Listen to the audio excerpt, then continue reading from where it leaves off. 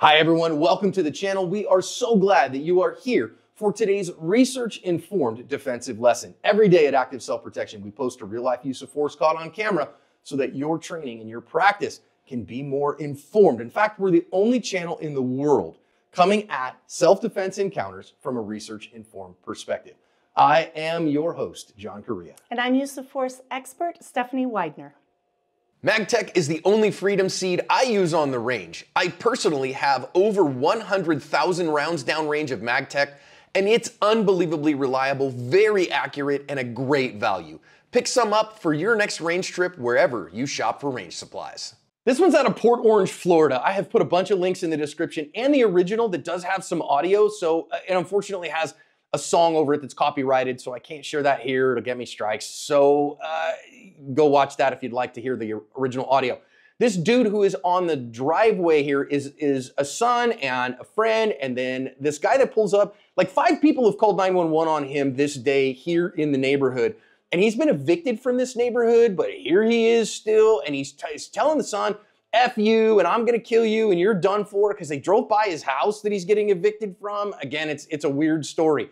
Now you're gonna see our homeowner who's inside watching basketball, and he is gonna come outside here with a rifle from the right-hand side, and when he does, he's actually going to fire a couple of warning shots up into the air, bang, bang. That's gonna make the dude back off. You see the old pupper is gonna come out there and see what's going on, and then this other guy who was in the car, not his son apparently, but one of his son's friends, is gonna come to the end of the driveway. You see the other young man there, who I think is his son, filming on his phone. And they are going to sit at the end of the driveway, and when our guy is going to then come back towards him and come back towards that guy in the driveway, he gets shot multiple times. Not only him, but he had a dog in the car that also got shot. That the dog is apparently going to make it, but the neighbor who was the aggressor in the pickup truck is not. You can go read all about it in the links in the description. Apparently, from everything I've been able to read, our homeowner who came out with the rifle has not been charged for anything. He is not expected to face any charges, and there's a whole lot on our aggressor here. So we go into this in a lot more depth on the Active Self-Protection Extra channel, but Stephanie, as a use of force expert and an expert witness, do most people understand the law of self-defense well? No, no, and it's a problem. It gets people jammed up all the time. So that's why it's so important to us to teach lessons like that on our other channel, Active Self-Protection Extra, where we can go in depth into those kinds of lessons. Yeah, so hey, make sure you go over there too. We're gonna give you a good dose of it here, but the format's pretty small. So over there, much deeper dive. You know, Steph, we do like to joke about Florida man on the channel a whole lot, and you know, this is an interesting one. However, I do think there's also this corollary that you really can't choose your neighbors. And sometimes you're just going to be next to somebody who has really lost it. And therefore, you're gonna have to take steps to keep you safe. Now, I'm sure his son knew all about this whack job. And all the neighbors did. A bunch of people called 911 that day. And I think it just reinforces to me that yes, you want to outsource your violence if you can, but sometimes it's unavoidable and you're just going to have to defend yourself. Yeah, I get actually a shocking amount of communication from people asking for advice for this exact type of scenario where you're kind of living in this area with a neighbor that, according to the person, is completely unhinged.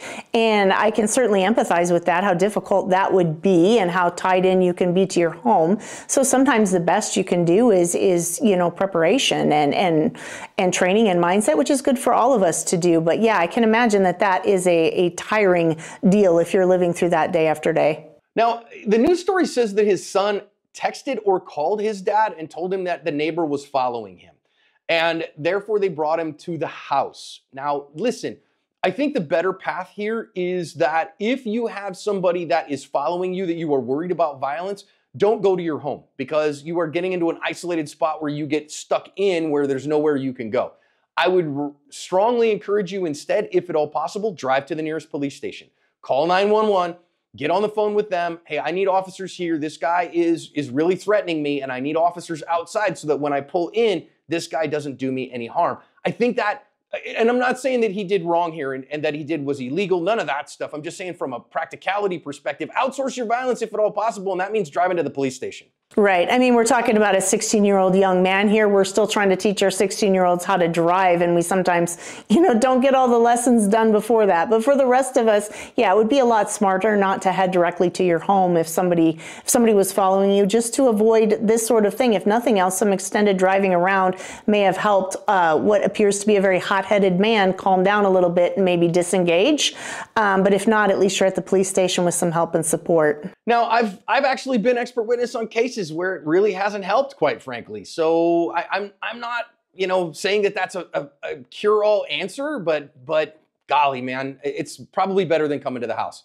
Now, dude is pulling a boat, and then neighbor gets out, and again, sometimes some people are really truly unhinged, and this guy comes and he really completely threatens, "I'm gonna kill you." That's a pretty serious threat, and again, if somebody says they're gonna kill you, we're always looking for ability, opportunity, and jeopardy. Okay, so he has manifested an intent to kill me. Does he have the ability to do so when he's not in the truck? I don't see a gun in his hand. If he had a gun in his hand, I think that makes it even worse. But really, I see a very angry neighbor here. Okay, fine. Does that justify dad coming out with a rifle? I think it does, given everything else that's happening here. But let's talk for just a second, Stephanie, about the warning shots. Now, interestingly enough, Florida is the only state in the union that I'm aware of that has an actual black letter law which authorizes warning shots that protects them after a woman in 2014 was sent to the Hoosgow for firing warning shots at an abusive ex-husband. You can go read all about that and just Google it. But nowhere else is that going to happen. In Arizona, you would fall afoul of what we call Shannon's Law here, and you might be doing 10 years for this. And even in Florida, I think firing them in the air was a really bad idea, Steph. Yeah, I mean, the law in its face, I love the idea of protecting people that are trying to defend themselves in every way possible. And I can certainly see why this man came out and was hoping to show that he had the intent to defend himself. And so, back off and hope for the best so that we don't actually have to shoot someone. So on that face, I do like that law.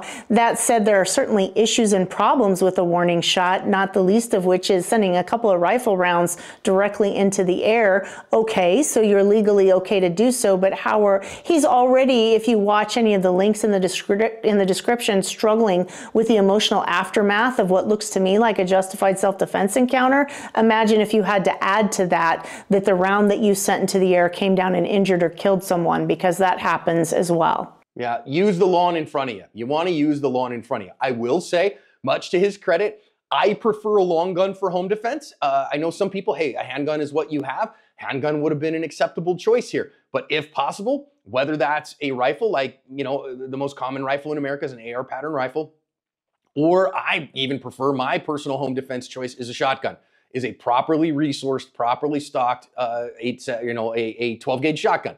So I use a Beretta 1301. You talk about that over on the Extra channel. But having a long gun is a much better choice for home protection because you're not worried about any kind of concealment. And so the capacity and availability and ability to do work with it is much higher than a handgun. So now listen, the next bit of this, the guy decides to back off. All right, fine. Let's remember what our mission is as private citizens.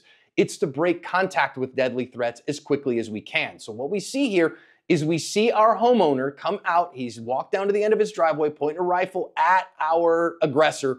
And this other guy, who's I think not his son, I think his son is the one filming there. Bad idea, just go inside.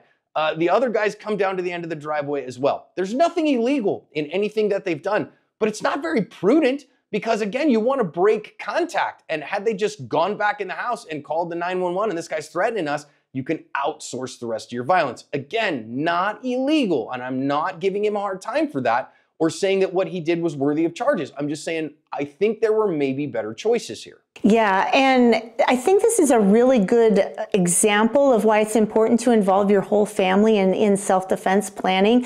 I applaud and admire this dad for wanting to protect and defend his son's friend, and getting out in front of the danger and putting himself in there. But how tragic would that be if he wasn't able to do so because he's distracted by people that aren't just getting to safety? If I were the dad, I would want the person I'm defending and everyone else gone and out of there. So I don't have to worry about them. If they're not helping, I don't want to have to worry about them.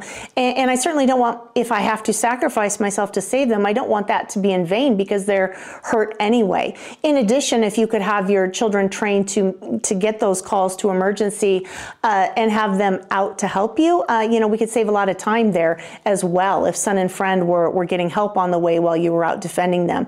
But if you don't have those talks, they don't know. So I don't know that we can blame the kids for standing around and wanting to help or wanting to see what happens. That's certainly human nature, but we can avoid that a little bit with some education and training and just planning within our families. Yeah, and the kid who's filming, look, man, we got plenty of cameras around the house. Put that away or use it to call 911, please. We need some cops here immediately.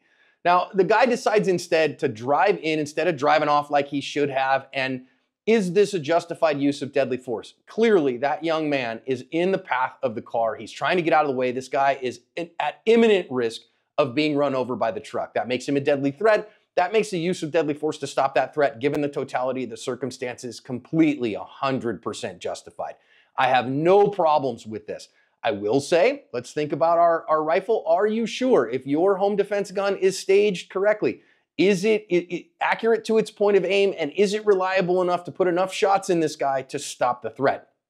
If you can't say that definitively, and that you could actually hit a threat that is moving like this, then maybe you need to get to the range. But from a justification perspective, Stephanie, this one is pretty cut and dried to me. Yeah, that still shot right there is pretty horrifying as a parent, thinking about your child in front of the car like that and needing the ability to stop and end that threat. Yeah, you need to be able to do it. These things happen so quickly. I think they probably went from, wow, this guy is leaving good, let's wander down to the end of the driveway and just make sure he's good and gone, to insta-deadly threat. Kudos to the dad for making that shift and acting so quickly. Yeah, kudos to him for that. And now finally, I want to say, the truck went just a little ways further and then came to a stop. Obviously, the perpetrator died at the scene, okay? And if you go watch the original, or I'm sorry, you go read the news stories is what I'm talking about, the news stories that we've included in the description, you will see an interview with the shooter here, with the defender, and he is experiencing some serious psychological and emotional repercussions from this, which is very normal. So don't expect to just come away from that. I've seen people, Stephanie, in real life defensive encounters who have come away from these and they've had the best day of their life after that. They've slept like a baby that night. They went home and had the best steak dinner they've ever had and the best sex of their life. But we've had a lot more people that afterwards they replay it in their mind and it weighs on them heavily and it deals with serious emotional aftermath. So you should expect that and expect to need some emotional support and even some counseling support after a use of deadly force. Yeah, both reactions are completely normal, and I'm not sure you can predict which one you'll experience. Just be prepared for both of them and to seek help and support as needed. The other thing I would want to talk about is the social media post where we see this from. I completely understand the defender's desire to share his side of the story. There were a lot of interviews with the decedent's wife talking about how he would never do this and it was completely unjustified. That would be very difficult. I understand that, to know the rest of the story and not to put it out there and defend yourself in social media. However, as in the expert witness work that we do, that can go wrong so quickly.